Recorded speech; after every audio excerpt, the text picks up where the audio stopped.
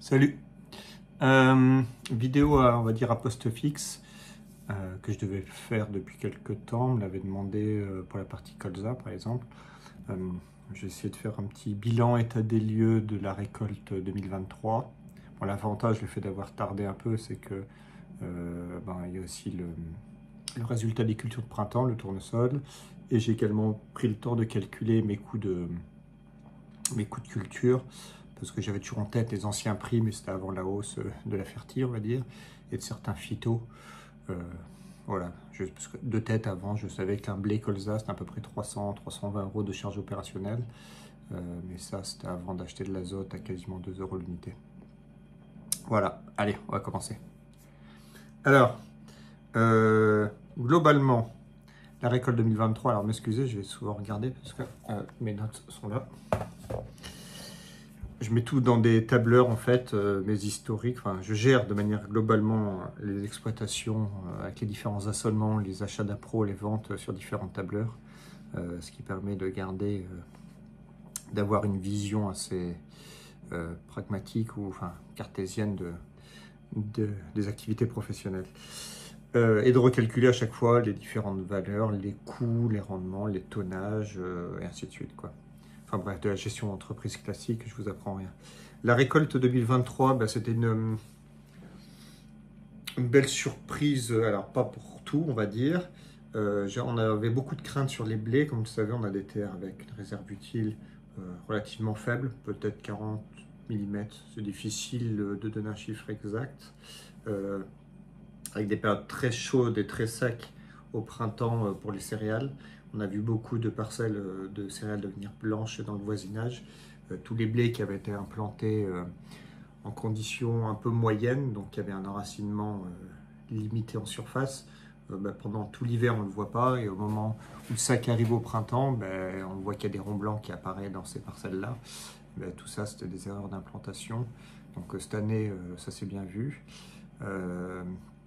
J'en ai pas vu chez moi, d'ailleurs, j'étais content. J'en voyais les premières années un peu, mais maintenant ça se passe relativement bien. J'ai plus de soucis comme ça qui apparaissent.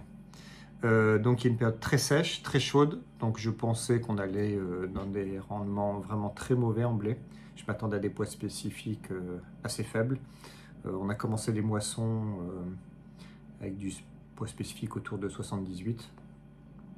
Alors pour une question de gestion d'entreprise, toujours de gestion du risque, on a coupé tous les blés bio avant, en premier, parce que c'est les blés qui morflent le plus, on va dire, et c'est là où il y a le plus à perdre financièrement en perte de qualité. C'est-à-dire quand on passe de meunier à fourrager en bio, on perd plus d'argent, déjà que le cours du bio se casse la figure, qu'avec du conventionnel. Donc on a rentré tous les blés bio en premier, on a pu faire quelques champs conventionnels, puis après il y a eu ce mois de juillet que certains... on est nombreux à avoir connu d'ailleurs, très frais avec un peu de pluie, alors pas des grosses quantités, mais juste de l'humidité qui a réussi à faire perdre 3-4 points de poids spécifique. Globalement, les résultats sont corrects. Donc en blé, on finit à 60 quintaux de moyenne. Alors ça cache des grosses disparités chez nous quand on dit 60 quintaux. Ceux qui sont déjà venus sur la ferme comprennent, c'est-à-dire qu'on a un ensemble de petites parcelles qui sont enclavées au milieu des bois, des ou autres.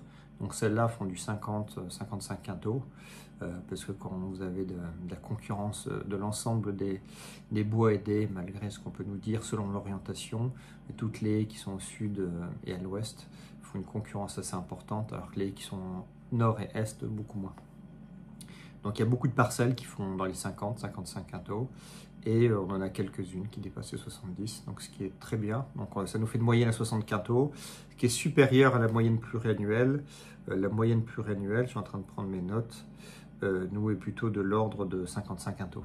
Donc on est au-dessus de la moyenne pluriannuelle. 60 quintaux de moyenne, c'est ce qu'on avait fait en 2021, donc qui était une bonne année pour nous, qui était une de mes meilleures années d'ailleurs, tout rendement confondu, 2021. Et en 2019, où tout le monde a fait éclater les scores, on était à 66 quintaux. Voilà. Donc, relativement content. Je vais en même temps faire culture par culture avec les coûts. Donc, cette année, un blé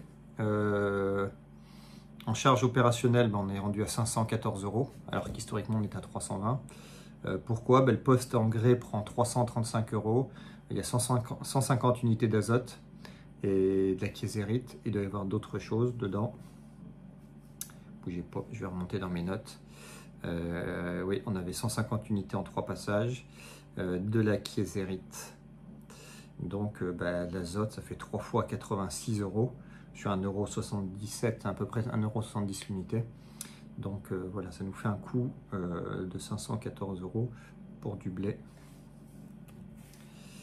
Et hop, pardon, excusez-moi, ça risque de manquer un peu de fluidité si je regarde les chiffres comme ça. Et le poste phyto, on est autour des 147 € pour du blé. Alors qu'est-ce qu'on a dans ces 147 €? La part herbicide, on est... Ah, il va falloir que je prépare ça. Donc la part herbicide, donc je prends en compte le glypho. Le glypho, ça vaut à peu près une quinzaine d'euros. Donc on arrive maintenant à 95 € avec glypho. Donc hors glypho, on est à 80. Donc il y a 40 avant l'hiver, à peu près, un peu plus, avec du Dayco, du DFF avant l'hiver. Et en sortie d'hiver, Allier plus Axial One. Donc ce qui nous fait un poste désherbage blé à 80 €. Donc ce qui a augmenté par rapport au passé. J'avais plus ces chiffres-là en tête. Voilà, donc un blé, voilà, il nous finit à 514 €, rendement 6 tonnes. Si on prend en prix moyen, si on prend du 225 €, parce que j'avais vendu une bonne part à 275 de moyenne, c'est tout dans l'année. On va finir avec un chiffre d'affaires à 1360, soit une marge brute de 850 € pour du blé. Le colza. Alors le colza, il y a différentes choses à prendre en compte pour le colza. En rendement moyen, donc ça cache le chiffre, on finit en rendement moyen, on finit à 25 quintaux, parce qu'en fait, 26. Ça cache deux choses, on a un site qui est assez éloigné. Alors, je reprends pour la partie colza. Le colza, on finit à 26 quintaux de moyenne. Alors ça cache, pareil, il y a derrière une moyenne, il y a des chiffres. Il y avait la moitié de la surface qui est dans la terre hydromorphe froide, qui sont dans le Confolantais, donc les pires terres de Charente. L'année dernière, j'avais fait du tournesol là-bas. Et donc, vous savez, c'est le colza que j'ai fait en semi-direct dans le tournesol Express Sod. Donc, c'est un îlot qui fait 36 hectares, donc qui représentait la moitié de la surface de colza.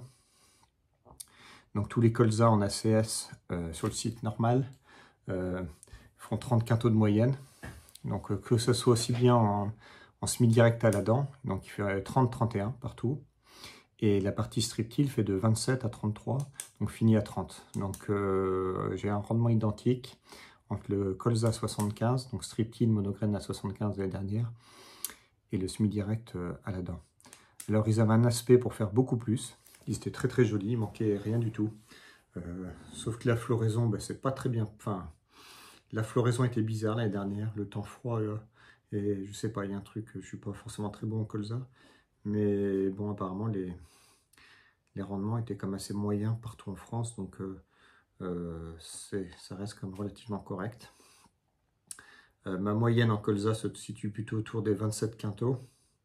Alors, ça cache pareil. L'année dernière, je prends 25 de moyenne, parce qu'en 2022, je compte 18 quintaux de moyenne à cause de la grêle. Ils auraient dû faire 26, 27. Et il y a une structure où ça a grêlé fort, où ça finit à peine 18 quintaux. Donc je prends en compte la surface, je prends en compte le chiffre après la grêle. L'année d'avant, ça faisait 34, l'année d'avant 26 et l'année d'avant 32. Vous voyez, donc il y a des fluctuations, sachant que ça varie un peu. C'est comme le blé, on a des grosses fluctuations. Si on prend les rendements blé moyen, ça fait 45, 66, 44, 60, 43, 60. On voit qu'il y a des très grosses fluctuations et ça marque, ça souligne la faible résilience de nos sols face aux périodes de sec, avec le peu d'argile et le peu de réserves utiles. Donc colza, ça finit quand même à 26 quintaux si on prend toutes les parcelles, parce qu'on fait bien la moyenne sur l'ensemble des parcelles. Donc là, si on prend en compte les coûts de production, le colza, charge opérationnelle, c'est supérieur. On est à 660 €, alors bien au-delà de ce qu'on faisait avant. Alors ça cache, il y a toujours des chiffres de toute façon qui sont cachés un peu derrière. La Ferti coûte cher, on va dire. Alors là, je suis à 150 unités, donc pareil. Là, c'est la partie Paten Kali, on va dire qui compte pour 150 €, 200 kg de Paten Kali, ça fait déjà 150 € de Ferti là-dessus. Sur le post-herbicide, la partie semi-direct revient à moins de 80 €. La partie qui est plus loin, qui est dans ancienne terre en biosal, augmente un peu le coût, on dépasse les 100-120 € parce qu'il a fallu faire du Belcar à petite dose et des antigraminées foliaires pour les régras là-bas. Donc on se retrouve avec du colza à 600 et quelques euros. Et bougez pas. Donc si on prend un prix moyen à 420 €, ça nous fait un chiffre d'affaires de 1147. Donc une marge brute à 530 €. Alors pour rappel, le blé c'était 850. Donc c'est une des premières fois, enfin c'est très rare que le colza soit en dessous du blé, mais voilà. Sachant qu'il y a 50% du colza en terre à très faible potentiel. Le tournesol, ça nous donne quoi? Donc, c'était pas mal, on finit à 22-23 quintaux de moyenne, ce qui est tout à fait correct pour l'année ici. Gros manque d'eau à la floraison, donc je suis satisfait. Alors, on espère toujours faire plus, mais je pensais faire moins de 20 quintaux. Je pense pouvoir améliorer, il faut que je continue à baisser les densités de semis. Les premières années, j'étais à 75, 72, je baisse d'année en année. L'année dernière, j'étais autour de 67 000. Et l'année prochaine, au lieu de semer, je vais modifier ça. On va plutôt essayer de semer à 50 000, mais à 45 grammes mètre carré. Donc la moyenne pure annuelle en tournesol, c'est 21,5 quintaux. Donc toujours avec des gros écarts. Le plus bas, on est descendu à 14 et le plus haut à 32. Donc c'est très variable, toujours à la météo. Ça montre la faible résilience en termes de réserve utile. Coût de production. Donc là, au final, on va voir avec un tournesol à 22 quintaux, si je prends un prix moyen à 400 €, les charges opérationnelles sont beaucoup plus faibles sur un tournesol, sont à 291 €. Donc la marge brute est à 600 €. Donc un tournesol chez moi à 22 quintaux a une marge brute quasi supérieure au colza. La partie engrais c'est 150 €, la partie phyto c'est 68 € sur le tournesol. J'allais oublier, on avait le métail, j'avais fait un mélange févrole triticale. Donc le triticale, pour rappel, était semé à peu près 40 kg. Et la févrole à pleine dose culture, c'est-à-dire 25 grammes mètre carré. C'est les conseils que j'avais eu des collègues qui multiplient leur févrole. Souvent, on a tendance à les semer trop épais, c'est ce que je faisais avant. Donc 25 grammes, au final, j'étais content. C'est une culture qui m'a coûté assez peu cher à produire. Il y a à peu près 40 € de désherbage au semis, 100 kg de kiésérite et des fongies à quart de dose passés 3 fois. Donc il y a à peu près 30 € peut-être de fongies. J'ai fait ça sur une dizaine d'hectares. Le but était de multiplier pour avoir assez de févrole parce qu'on consomme à peu près 15 tonnes par an, idéalement pour les colzas associés, pour les couverts. Voilà, et le triticale sert pour nourrir l'élevage de poulets du frangin. Donc sur ces dizaines d'hectares, donc le but, on a fait toutes les petites parcelles qui sont souvent un peu improductives. Je les ai fait avec ce mélange et le résultat était tout à fait correct, je trouve. On a ramassé quasiment 30 tonnes peut-être 27 tonnes, je crois, de triticale. Donc on est quasiment on a plus de 25 quintaux de triticale. Sans azote. Alors sachant qu'il y a des disparités, toutes les parcelles avec très peu d'azote restant dans le sol, la févrole a pris le dessus, et toutes les parcelles où il y avait plus d'azote qui restait résiduel, le triticale s'est un peu plus développé, la févrole un peu moins. Donc ça fait que les champs étaient globalement propres, et il y a un équilibre selon les parcelles et les zones entre les deux espèces. Donc j'aime bien les mélanges protéagineux céréales, personnellement. Et en févrole, on a dû ramasser à peu près 15-17 quintaux de moyenne, ce qui est tout à fait correct, sachant qu'en pur, j'ai jamais réussi à dépasser 20 quintaux pour l'instant. Je vais refaire un peu cette année d'ailleurs. Je vais en refaire un peu en pur pour voir où est-ce que je me situe. Et le triticale, ça se met dans le conflanté derrière le colza, parce que c'est un secteur où on ne fait pas de blé, parce que le blé ne passe pas l'hiver. Donc le but, c'est de semer le triticale tôt pour qu'il s'enracine. Voilà en gros pour les différentes cultures. Alors, je sais que pour certains, les chiffres peuvent paraître faibles au niveau des rendements, mais c'est la réalité de notre secteur, avec des rendements et des potentiels vraiment faibles. Je travaille à faire des semis relativement clairs aussi, parce que dès qu'on augmente les densités, on n'y gagne pas, on fait que y perdre. Donc je travaille sur cet aspect-là. Et bon, je vois que globalement, plus ça va, mieux ça va quand même pour les blés. J'ai plus de ronds d'hydromorphie comme avant. Donc j'arrive à récolter une bonne partie de la surface. Dans les terres du Confolantais, bon là c'est plus délicat. Là-bas, j'ai semé 37 hectares de colza, mais j'en ai ramassé que 33 peut-être. C'est-à-dire au moins 2-3 hectares qui sont noyés, on perd au moins 10%. Sauf qu'il faut les compter dans le rendement global, parce qu'on dépense la même somme pour cultiver ces champs-là. Donc il y a ça qu'il faut prendre en compte. Quelles conclusions tirer de ces différents chiffres? Globalement, c'était une année, on va dire, qui s'annonçait compliquée. Au final, c'est relativement correct au niveau, on va dire, rendement de culture. L'augmentation des coûts de production, surtout liée à la fertie, en fait, plus qu'au phyto. La fertie a vraiment fait diminuer les marges brutes. Globalement, ça reste comme correct ou ça va, on va dire. Ça vient pallier à une année précédente beaucoup plus compliquée financièrement, où avec l'année dernière précédente, les blés avaient fait 45 quintaux, c'est tout. Ça en avait fait encore plus sec, plus la grêle. À la fin, on a eu un orage de grêle fin juin qui avait couché une bonne partie des cultures. Elle fait perdre beaucoup de bois spécifiques, plus la grêle du colza. Donc l'an passé a été, on va dire, assez compliqué pour la trésorerie. Donc sur la récolte 2023, le but c'est de revenir, on va dire, à un niveau normal de trésorerie. Donc on va éviter de faire d'être trop joueur, on va dire. Gérer ça en tant que bon chef d'entreprise. Donc maîtriser ses frais, ses coûts de production, ne pas jouer au poker.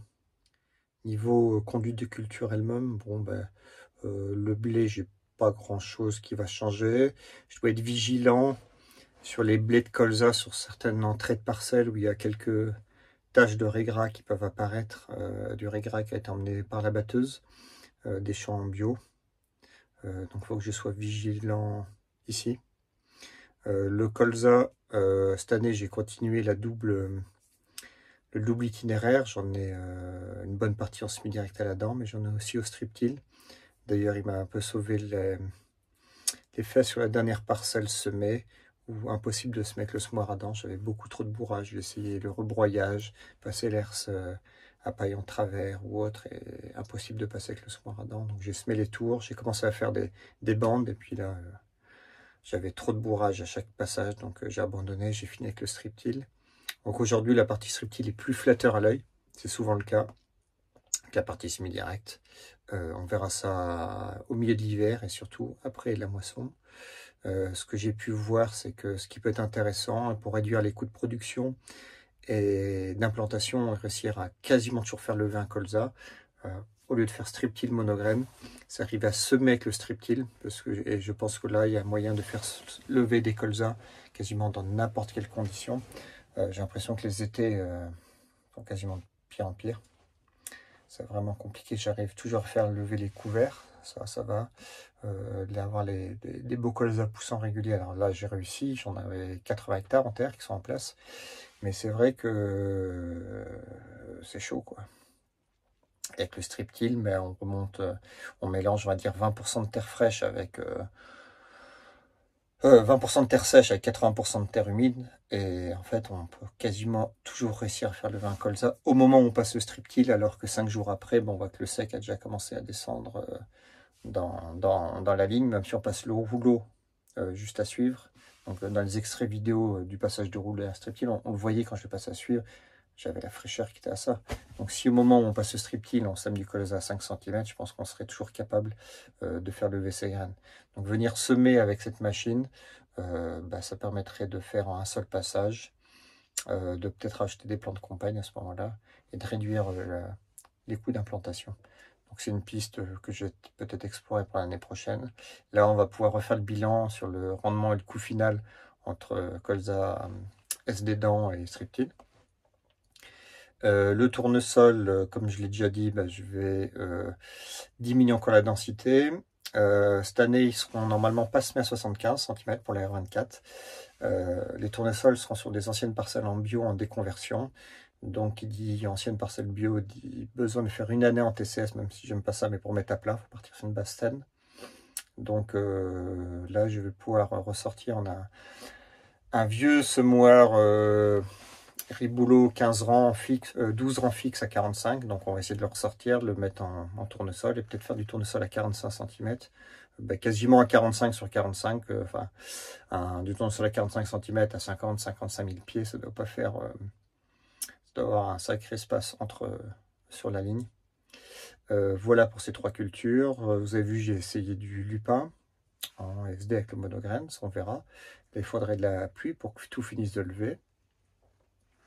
J'ai prévu toujours les 10 hectares de févrole pour la R24, pour les couverts et aussi pour la PAC, puisqu'il faut 2 fois 5 hectares pour les 2 structures pour avoir assez de points. Enfin, ça c'était pour l'année dernière, on verra si les règles changent encore pour l'année prochaine. Et j'ai prévu de réessayer du maïs sec, strip-till, maïs sec basse densité. Donc ça, on le fait déjà en bio, le maïs sec basse densité, c'est-à-dire autour des 50-55 000 pieds. On sait qu'on peut arriver à faire 75 quintaux en sec avec ces densités-là. Donc là, je vais le travailler. C'est plutôt l'aspect variétal. Les copains du Gers ont donné d'autres pistes de travail qui sont à l'opposé de ce que je pensais pour le choix des variétés. Et en gros, voilà comment ça va se passer pour ce que j'ai appris de la récolte 23 et à prendre pour la récolte 24. Les points d'amélioration, il faudrait que le but, ça serait de renouveler la partie du moisson. La batteuse à 24 ans, on va faire l'année prochaine, on devrait commencer sa 25e campagne. Souci de fiabilité, malgré le très bon entretien et suivi, quand c'est vieux, c'est vieux. Et le plus gros souci de la machine, c'est le broyage et la répartition des pailles, qui est assez mauvais. Et donc ça engendre plein de faux frais et de sources d'ennui, pour rester poli. Faux frais, c'est-à-dire que, faux frais, le fait que je passe l'air sa paille en travers à la fin pour étaler les pailles, si la batteuse faisait déjà le boulot, il n'y aura peut-être pas besoin de sortir l'air sa paille. Alors j'aurai moins de levée de repousse de blé, ça on verra si un jour je change, je ne peux pas me prononcer avant, on verra que sur le coup. Mais c'est peut-être une étape qui pourrait sauter, donc moins d'heures de tracteur, moins de consommation. Et surtout le fait que la paille soit mal broyée et répartie. L'air sa paille améliore, mais il y a des moments, je m'embête quand même avec le semoir à dents. C'est un semoir qui bourre très facilement. Et donc, la mauvaise broyage, répartition des résidus de céréales, ça a plein de conséquences directes et indirectes. Donc voilà pour l'année 2024, comment ça va se situer. Faut quand même essayer de rester raisonnable financièrement. On va éviter de faire des gros investissements, même si la batteuse serait à faire. Donc on va voir la décision qu'on prend. Je parle rarement de la partie bio qu'on a, mais le bio en ce moment va pas bien. Les marchés se cassent la figure. C'est-à-dire que ça fait 38 ans qu'on fait du bio. C'est la première fois que les cours sont si bas. Il y a eu beaucoup trop de reconversions. À force de pousser des marchés à grands coups de subvention, on se retrouve avec des volumes disponibles à la vente sur le marché national beaucoup trop importants. C'est-à-dire qu'aujourd'hui, du blé à 11 de protéines et 75 de PS en bio, on nous propose 260 €. Du colza à 500 et du maïs entre 270 et 300 €. Donc autant dire que là, ça passe plus quand on fait ça.